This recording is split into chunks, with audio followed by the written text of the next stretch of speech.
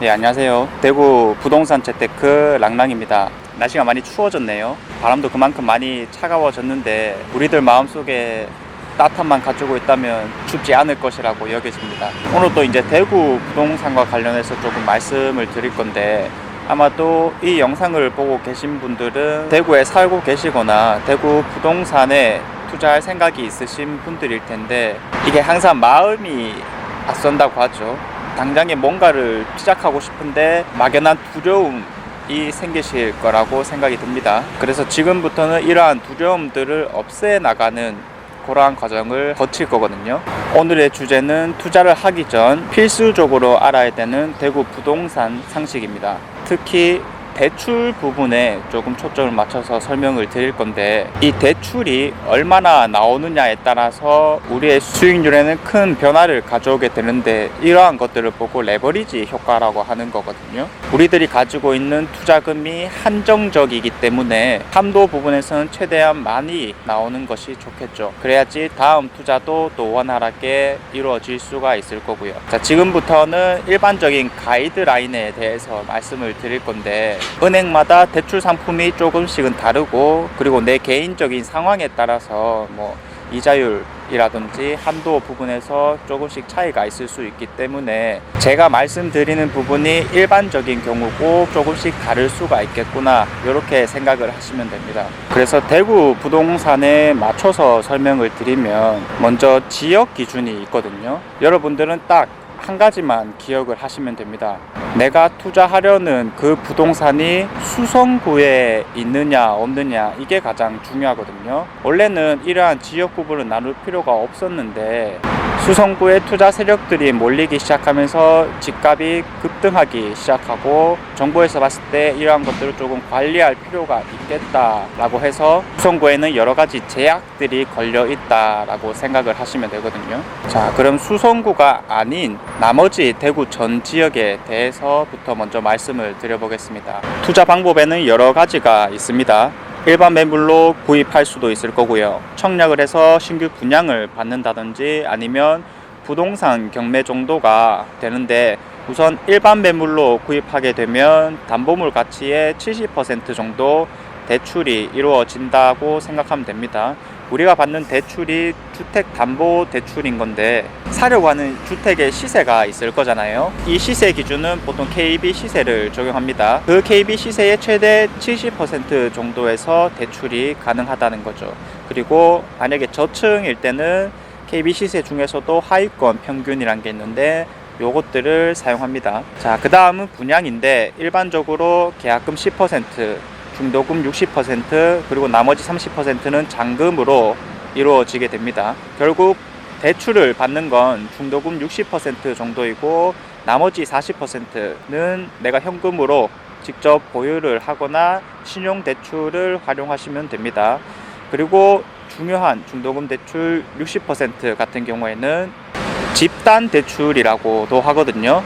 총 6회차에 나눠서 10%씩 내게 되고, 시공사와 연계된 은행에서 대출이 이루어집니다. 이 대출 같은 경우에는 갈아타는 시점이 몇 번 있는데, 보존 등기가 나오고 나서 이제는 확실한 아파트 등기가 있으니까 지금까지 받았던 대출들을 주택담보대출로 전환합니다. 다음은 경매거든요. 경매로 주택을 구입하게 되었을 때 나오는 대출을 경락잔금대출이라고 합니다. 경락잔금대출의 경우에는 일반적으로 감정가의 70%, 낙찰가의 80% 중 낮은 금액으로 실시됩니다.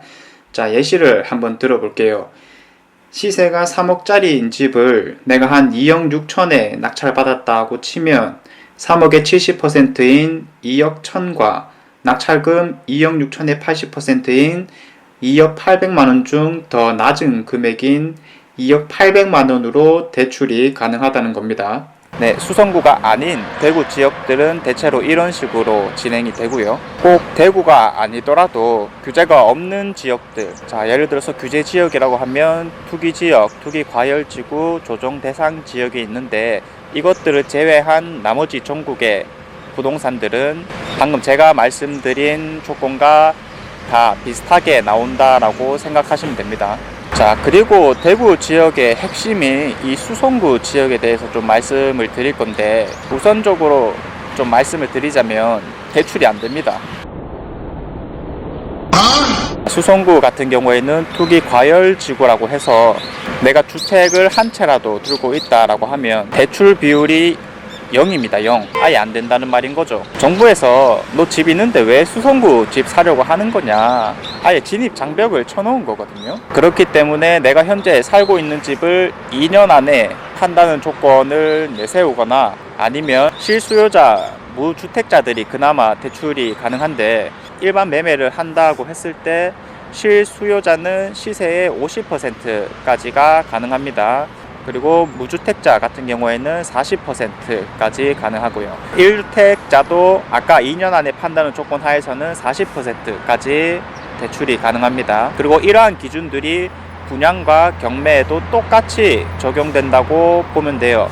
분양 같은 경우에는 중도금 대출이 40%까지 지원이 될 거고, 나머지 60%는 모두 내가 현금을 가지고 있어야 된다는 거고요. 그리고 경매 역시 내가 낙찰받은 금액의 40% 정도에서 다 이루어지게 될 겁니다. 이처럼 수성구 지역은 일반인들이 대출을 받을 수가 없으니까 이것을 조금 회피하고자 개인 사업자를 내거나 법인을 내는 등으로 대출을 더 많이 받아서 투자를 하곤 했었는데, 10월 1일 대책으로 그 사업자들에 대한 대출 비율도 40%로 똑같이 줄었기 때문에 이제는 조금 불가능하다라고 생각하시면 됩니다. 네, 어느 정도 감이 잡히셨나요? 제가 말씀드린 건 일반적인 상한선이기 때문에, 예를 들어서 내가 주택을 한 개 가지고 있다라고 하면 대출을 진행하는 데 있어서 비율이 한 10%씩 떨어진다라고 보시면 되거든요. 즉 원래 한 80% 받을 수 있는 거라고 하면, 내가 주택담보대출이 한 건 있을 때는 10% 떨어뜨려서 70% 정도에서 이루어진다든지, 이러한 차이점들이 분명히 있을 겁니다. 자, 왜냐하면 당연히 대출이 있으면 다음 대출에 영향이 가기 때문이죠. 하지만 은행마다, 그리고 각 지점마다 추구하는 방향이 또 다 다르기 때문에, 내가 알아보면 알아볼수록 금리라든지 한도, 중도 상환 수수료, 거치 기간, 이런 부분에서는 분명한 차이점들이 있을 거거든요. 그렇기 때문에 최대한 많이 알아보는 게 좋다라고 말씀을 드리겠습니다. 네, 이상 대구 부동산 재테크 랑랑이었고요. 좋은 하루 보내시길 바랍니다.